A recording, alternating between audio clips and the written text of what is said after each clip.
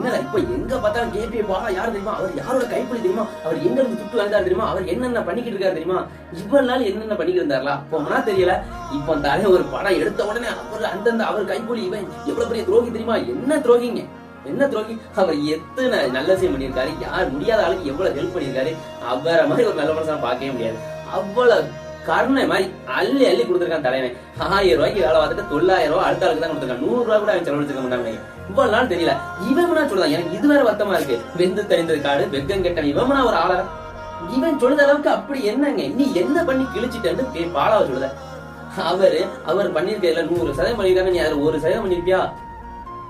படம் பார்க்க போவேன், பல்லு தலை பல்லு விளக்குவேன், ஏதாவது சொல்லுவேன், ஏதாவது சொல்லிடுவோம், இதோட பேருங்க சும்மா ஏதாவது சொல்லிக்கிட்டு இருக்கோம்னு சொல்லிக்கிட்டு இருக்க கூடாது. ஏன்னா என்ன இவ்வளவு நாள் ஒண்ணுமே சொல்லல, இப்ப படம் எடுக்கையும் சண்டைக்கு வராங்க. ஒன்னும் கேபி பாலவ அதுக்குன்னா ஒருத்தரும் சண்டைக்கு வரலாம். ஒரே ஒரு ரீசன் தான். ஏன்னா இங்க நீங்க என்ன நல்ல நாள் பண்ணலாம், எத்தனை லட்சம் நாள் செலவழிக்கலாம், யாருக்கு என்ன